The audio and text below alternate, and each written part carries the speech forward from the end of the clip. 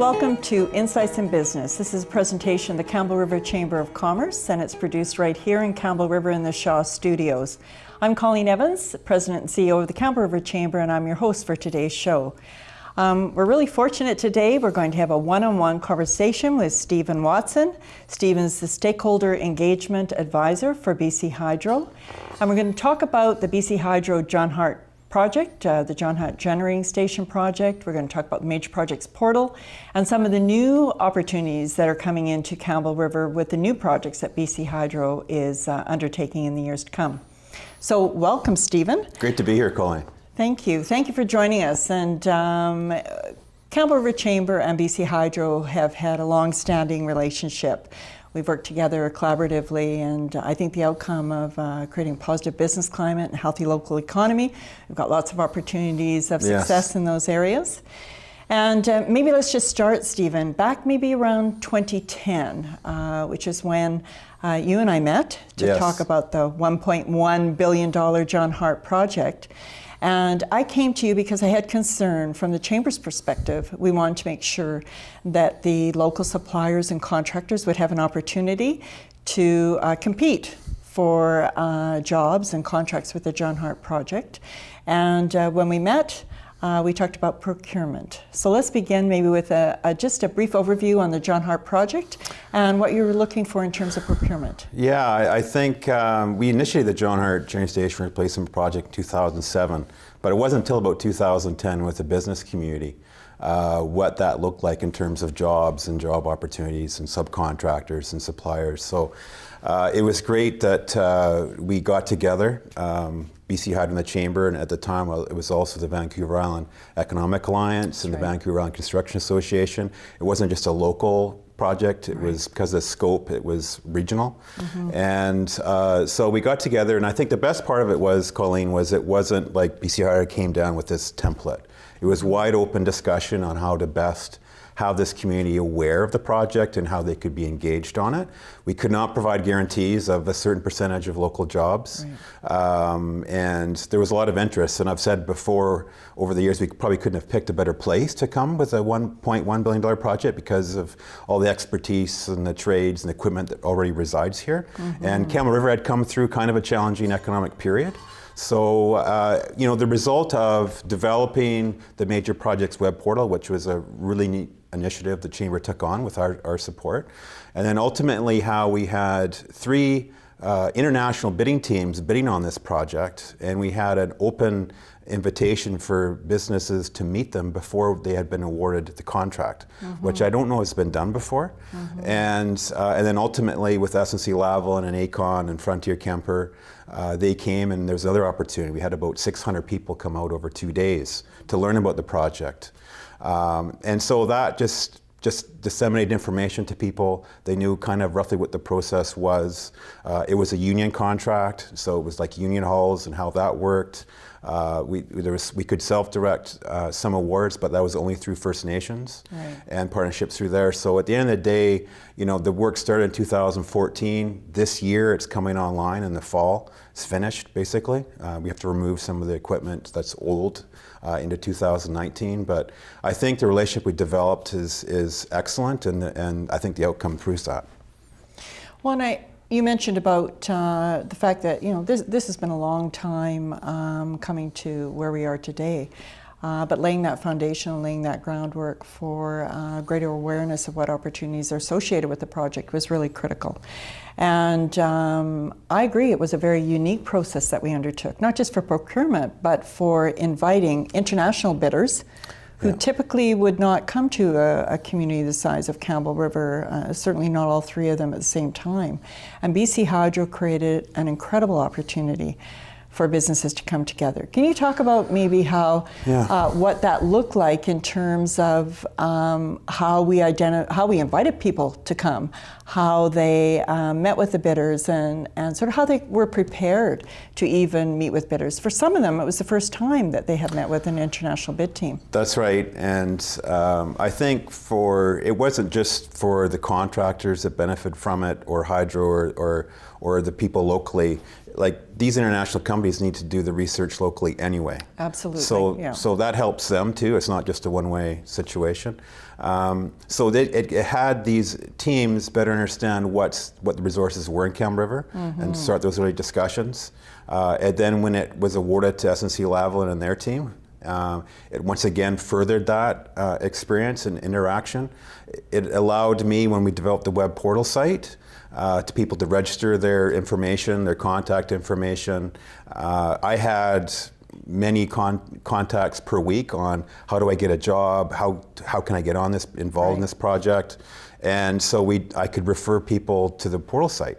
So it was less work for me, but I mean that in a good way because it just gave people a good process. And so over time, I had less and less inquiries because people knew where to go for the updates. I think for the business speed dating events, we called them, is basically an opportunity for people to have 3 to 5 minutes.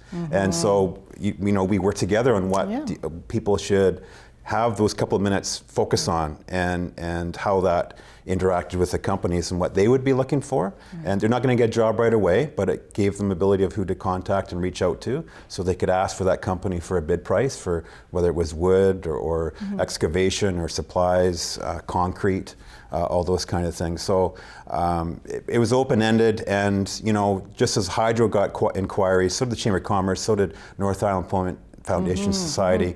You are your spokespeople for the people that you represent, so you need to be informed. And so when you're part of that process, it's good for everyone. Because if you think back, Stephen, I remember how nervous some of those businesses were to even meet with these, I should say, international bid proponents, and having that opportunity to showcase what was available locally. We did receive some regional opportunities as well, so that certainly happened beyond just Campbell River, but a pretty unique process.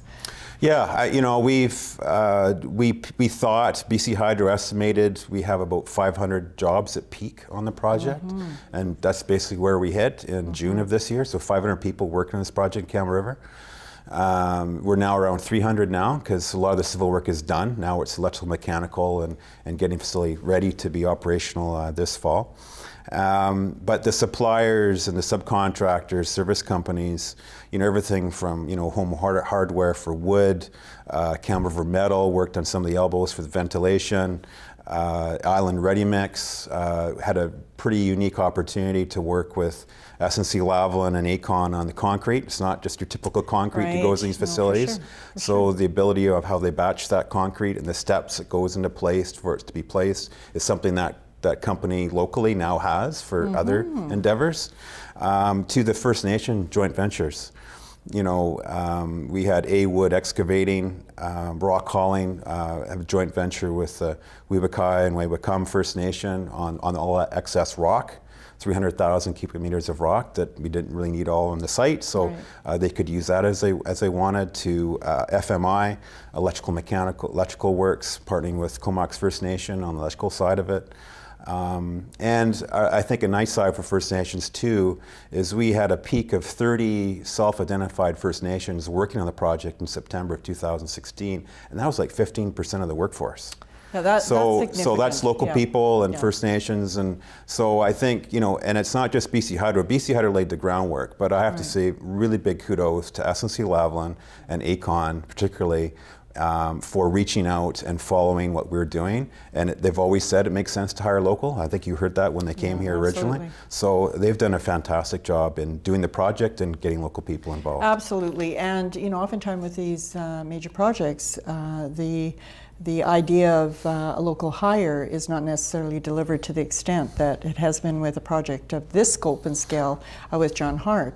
But certainly the evidence is there. It's exciting to be able to say that in Campbell River we have such a high percentage of local hire. Yes. And it builds capacity amongst those businesses. Even I remember, Stephen, when we were looking at the speed dating, where we brought the bid proponents and the businesses together, a number of them after they left ended up connecting and just saying, maybe if we collaborate as 3 or 4 businesses, we're going to have a better opportunity to compete for some of these contracts, because I think before then they weren't really sure what the bid proponents were looking for, but it really helped them understand the opportunity to compete. So how did you define local? What were the parameters that you used to define local? Well, within the union contract, it's within 90 kilometers of the site. So this is Campbell River to Comox Valley, generally. And we've been kind of in the 75 to 85% range in terms of local within that 90 kilometers. So once again, it just speaks to making sense to hire local people. And there's a lot of trades and so forth that got involved. That is certainly what you hit on is businesses working together, especially with First Nations, to develop those relationships. And that will, further potential projects that we're working on right now, we'll talk about later, is that from a preparation point of view, we gave people ample time. I mean, we started that business speed dating welcoming for the 3 original bidders in 2012. We awarded the contract formally in early 2014. We had another event in 2014, so we've had lots of time leading up to the project. It wasn't just snap, you're starting it. They had time to get prepared. And I think to that point, having the Major Projects Portal, as you've said, was something unique, that we've never done that international speed dating with businesses until this project. But I want to thank you, Stephen, for your support of the Major Projects Portal that the Chamber developed. And you mentioned Vancouver Island Economic Alliance and Vancouver Island Construction Association. Because that portal was really a strategic site where suppliers and contractors could register and really demonstrate what capacity they had as businesses. Because after the bid proponents left, they were here for maybe 2 weeks, but after they left, they still needed to be able to go and search what was available locally, what were the capacities, what were the services that were available. And because of your support and the support of Vaia and Vika, we were able to really establish a tool that had never been developed for projects like this. Can you speak to maybe the uniqueness of that and the benefit of how that helped, not just in the beginning, but to today you're a strong supporter of that Major Projects Portal as well? Yeah, well, I think even going back to the business events we had so early in the process, that kind of model was actually applied to some hospital projects in Lower Mainland, what we had done here, as well as the Site C project, when they had some of those early engagements with business communities and job seekers. So that kind of template has been used to varying degrees. The portal site, as you know, I think has been very successful, and other communities have been interested in it. And we did support it, and we annually contribute to it because we post the monthly construction reports on it, so people can find out everything about project schedule, what's upcoming. We have a people profile every month, point of interest, all those kind of things. I put in a lot of pictures. Yeah, you do. It's a pretty visual project. And so that's there. Then we're this year we're going to start to adding more content on the portal site for what's coming up. And there's 3 large projects we'll talk about shortly that, there's a bit of a lull maybe, and then it goes back up again. So it's just a good site that people are used to now, and so we'll just grow on that over time. Things come and go, but overall it's been great for us as a resource. We appreciate that. So maybe this is a good time to mention the website, which is crmajorprojectsportal.ca. And let's come back to that construction report, because Stephen, those have been invaluable with any major projects like this, the scope of the John Hart Generating Station. Keeping the public informed is critical. So maybe could you talk a bit about the liaison committee and how you've endeavored to keep the public informed of the progress? Yeah, no, thanks. It's it's kind of out of the sight, out of mind. People can't get there. It's all underground. What are they doing? So I basically developed a monthly construction report. I think we've issued 59 of them, 59 months since we started. And so it's 25, 30 odd pages, pictures mostly. And so that's, can track and follow it along. Then we do chronological project videos. So we say, here we are at a certain time, and this is what we're doing. And then 6 months later, another update. And they're actually bit of a historical item because it'll show the whole development of the project. So that's on YouTube. People can check that out. And so, you know, we have of course, the John Hart Project Interpret Center at the Elk Falls parking lot. We get 16 to 18,000 people through that center. Share a bit more about the Interpretive Center and how that came to be, but maybe before you do, I just want to come back to that construction report. Yeah. I love reading that construction report. The images, the pictures. Yeah. Not a lot of reading, a lot of looking, which is, I think, it's is good. the looking, because it's amazing. Unless you've been underground to that, I'm looking forward to coming on a tour next month. The scale of it, that is an incredible project to be here, so close to Campbell River for people to be able to enjoy. Yeah. I mean, I'm fortunate. I have a complete kind of site review, underground review once a month. And that's where I get my pictures for it, and we get pictures from other people too. And so it's just, you know, Zinc, a local company, Zinc, their communications company working subcontractor with InPower. They do a lot of good work. So it's just a matter of providing that visual to people so they understand. And, you know, we provide a lot of information, and sometimes we have challenges. We put in there that too. Absolutely. It's not just, you know, so we're trying to be open and neutral and standard on what we're doing. And of course, we're always consulting with First Nations. Have check-ins with them, and so it's an ongoing effort. I mean, I know we had approval for the project. I know we're constructing the project, but it's an ongoing effort, and pretty soon people are going to be interested in the decommissioning phase. You know, what is that? You know, the penstocks and the 2 to 3 surge towers, the generating station being removed, and where's the trail going to go, and all those kind of things. So that'll be coming up, and we'll be starting to engage the community on that over the next year. So much to talk about, Stephen, but I'm going to roll you back a bit. So give us some stats on this project. What's the size? What's the scale? Give us a bit more details that the highlights of some of those construction reports would have identified. Well, you know, it's nothing like being underground to see it, but pictures try to convey that. But really, it's the tunnels. I mean, it's 2.2 kilometers of tunnels that run from the John Hart Dam, about 100 meters below the surface, and then come out by the existing generating station. And water will actually start flowing through the tunnels this spring, probably around May, which is a huge milestone. But these tunnels are 10.5 meters high. They're varying sizes. The powerhouse is 10 stories high, as long as an NFL football field. It's been filling up quite a bit. I was fortunate enough to get in there in May of 2016 to see it kind of, you know, it's just amazing how it's filled up. But it's just a fascinating project. It's all in bedrock. You know, it makes sense to put it underground. People ask, well, why do you put it underground versus above ground? Why did you do that? Well, seismically, it's much stronger. Okay. But when you remove 5 meters of rock per blast for a tunnel, which is quite a length, the formwork's already there. It's the rock. You don't have to place concrete. You don't have to do all these other things. So it's just the sheer size of it. But even every month when I go in, it's amazing how much it changes. And sometimes I go back 6 months, a year, that same location. It's really rather remarkable how it's changed. So, but it's really starting to look like a powerhouse. And so we're pretty excited to see things come to fruition this year. Absolutely. So what are you planning to do with the penstocks, Stephen? Well, right now, InPower BC, which is SNC-Lavalin, they're developing a plan. And so they are treated with creosote, so they will be removed. And then there's some soils underneath the penstocks that are contaminated that'll be removed too. So it's to wildland standards. Once the penstocks are removed, then we're going to revegetate them. But right now we don't have that plan on how it's going to be done.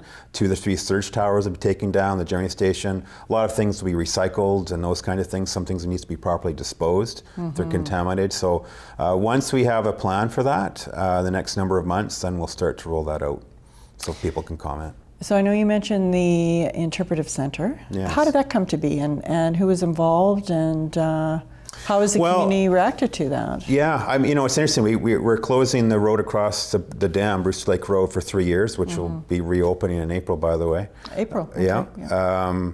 And so we need to close that road, and that was the access to Elk Falls. So we're going to put in a temporary parking lot and bridge into Elk Falls, and then take it out and put it back. Right. Then the Rotary Club, of course, Laurie Buza and others, and BC Parks were together, and we enabled that. I mean, that was all led by the Rotary, but within our parking lot and on our property and other things that enabled it. So, the parking lot was a huge asset. It is. It is. That is an incredible. It's about 80 spot parking lot with buses and everything else. So it went from 75,000 users per year to 250,000 users per year, which is a huge economic benefit for Cam River. And then I thought, well, why not put a project interpreter center there to inform people? And so we get visitors from around the world. As I say, we get 16,000 to 18,000 visitors that take it in. They're pretty amazed about BC parks and the Elk Falls Park, the existing station that's going underground, the environmental benefits to that.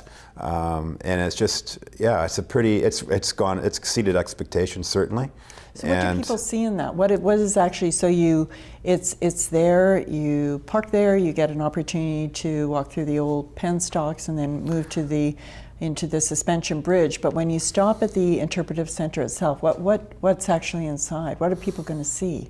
Well, it's essentially a bunch of wall panels, and it talks about and shows pictures of John Hart was the premier of BC at the time, hence the name. And a lot of people don't know that. No. And so it's a lot of history of when it was built in the 40s, to how it's operated today, to how it'll look like in the future. And then we have a construction report posted there. We have a touchscreen video, not just with the John Hart project, but other videos on the system. Right. And that will just increase. So, and then with a great partnership through the museum, they staff it. Right. And they brought elements to the museum, to the center. Of course, the chamber was involved many years ago, originally, when we opened it in November of 2013. Hard it's a while to believe ago now. That was that long ago. Yeah, so it's been very successful, and it's the project has a ton of support. And that's just because of the relationships we've developed over a long period of time. It's not our liaison committee, which you touched on, we meet 3 times a year. Right. I think we've had about 30 meetings since 2007, and it was like a book. Read the first chapter, we didn't know what we were going to do to the site. Right. How we're going to deal with the seismic and reliability issues and protecting downstream fish habitat. Right. So each chapter was unknown, and so people got quite involved and had an impact on ultimately what we've come up with. So I really have to commend you, Stephen. I think you've really done an incredible job of public outreach and just public engagement and keeping the community informed, because as you say, there's so much happening on so many levels. But one of the things that I like particularly enjoy in showing visitors is that time capture in the Visitors Interpretive Center, and participating on the liaison committees, knowing how committed BC Hydro is. Firsthand how much information we provide there. Absolutely. So. I've never known so much about annual rainfall. Whether you want to or not. Well, it's really good because these are passionate people. Yeah. And all the representatives that sit around the table want the best for the community. I mean, this is our drinking water. That's right. It's critical it affects everybody in Campbell River. And again, I just really commend you, because I think that the public engagement has been at such a high level that we all have taken ownership of the John Hart project. I appreciate but that. I want to give you an opportunity to talk about new projects coming into the community. Happy to do that. What are those? What can we look forward to? So right now we have 3 large projects planned, and after the existing John Hart project is finished, which is dealing with the generating station and replacing that facility, we're actually going to upgrade the dam itself. And so the dam is just over 800 meters long. It's mostly earthfill with concrete sections. So we're going to upgrade that facility so it can withstand a 1 in 10,000 year earthquake. And so we're in the design process and determining what those upgrades look like, and basically addition of berms to widen the dam so it's seismically more robust. We're replacing 3 spillway gates. We're going to put in overflow spillway underneath the road deck, so if the reservoir comes up, it free spills over, and other work. So it's a big project. Starts, if we get funding approvals, regulatory approvals, it could start around 2021, as will the other 2 projects I'll talk about. So that's a big project in the hundreds of millions of dollars, may last 3-4 years, starting in around 2021. And then upstream of that, we have what's called the Lador Dam, and that impounds Lower Campbell Reservoir, McIver Lake. And we're replacing 3 spillway gates there seismically. And so that will start, and we'll probably do 1 spillway gate per year, starting in 2021. And then upstream of that is the Strathcona Dam, the tallest dam on Vancouver Island. That is, we're upgrading the water discharge abilities of that facility. Right now, the spillway gates are quite high up in the reservoir, and they're used for flood risk management. But with an earthquake event, we want to be able to lower the reservoir to ease pressure in the dam, and we don't have the ability right now. Okay. So we're going to put in an open cut channel or a tunnel on the right bank of the river, or the dam rather, to allow us to draw down the reservoir. And so that will take a number of years to do as well. So these are very large projects. Major. Hundreds of millions of dollars, absolutely. I would assume, yeah. So we're working on the procurement strategies, working on the regulatory strategies for all three, because they're kind of combined. And certainly we'll work with the Chamber and others locally for business leaders. I think we would maybe try to do what we did, which so successfully with the John Hart project. I think the community is predisposed to having that opportunity to come together, do that speed dating. They have pretty high expectations now. Yeah, so, I know. We set the bar high, Stephen. Right. So yeah. So, but yeah, certainly we want to do it right. So we're starting to turn our minds to that. And so yeah, I mean, the John Hart project currently today finishes operationally is in the fall of this year. Then it goes into the summer 2019 to decommission the old 70-year-old facility. Right. So it's a bit of a lull, like a little over a year or so, and then it goes back up again. So, but 2018 has some exciting things happening as well. What's just coming up? Yes. The highest. The longest? The fall? Oh, yes, yeah. Well, I mean, that's just as we're transitioning from old to new. And the John Hart Generating Station just literally turned 70. And it was pretty amazing to have Georgianne Price, the wife of the first plant manager, to turn off the first unit in October. Because right now we're doing work in the substation. And to be able to interconnect the new powerhouse to the substation, we have to do work in there. So we have to turn off the units that are in the existing station. So we have one off now. We're turning out another one off in early February, another one off around end of April. And so the amount of water we can pass through the generating station is diminishing. So we need to pass water down Elk Falls Canyon to make up for that flow to provide downstream fish flows. So it provides an opportunity for people to see Elk Falls. We've never released such a long, we usually release water in Elk Falls for maybe a few weeks. Or it's not very long. In this case, loves those opportunities. They do. The pink one is the one that people still remember, but that was around 2012. We did that's right. We did a fish habitat study to see how quickly the pink dye moved downstream and how it back eddied. I'll never forget that. Yeah, but yeah, it's going to provide next 5 months, particularly from February onward. Lots of viewing opportunities. So super. It's a one-time kind of a deal, I think. Yeah. We're running out of time, Stephen. I could talk to you for a lot longer. This is such an important project for our community, and as you said, there's so many new projects coming up, 3 new projects that the community can look forward to. Lots of procurement opportunities again, lots of opportunity to compete for jobs and contracts in Campbell River. And so I just want to thank you for being our guest today and sharing with us. And thank you for your collaboration too. Well, thank you, Stephen. It truly is a collaboration. I think that's what's made it such a strong, ongoing partnership and relationship. So we just really value the opportunity to be able to profile the John Hart project and what's coming down the pipe. So again, www.crmajorprojects.ca would be the place for people to be able to go and register the local regional capacity. Certainly. And look forward to showcasing the new projects coming up. I know you wanted to mention the value of electricity for business, so give you that real quick opportunity as we wrap up. Well, the Campbell River substation has been here for many decades, and as you know, this area is really starting to grow. And so we're adding a 3rd transformer and 4 additional circuit positions, and that'll serve the community for a number of decades to come. Huge opportunity for business. So that's when business wants to come here, we can supply electricity. Awesome. And so that project is finishing up this year in 2018. And so yeah, it's not just about the dams, it's about electricity too. Right, I'm going to hold you on that end note. Thank you again. Thank you for joining us today. This has been Insights in Business, a presentation of the Campbell River Chamber of Commerce, produced right here in Campbell River in the Shaw Studios. Our guest today has been Stephen Watson at BC Hydro, and we hope you'll join us for additional issues of Insights in Business. Thank you. So Stephen, thank you again so much for great comments. It's always like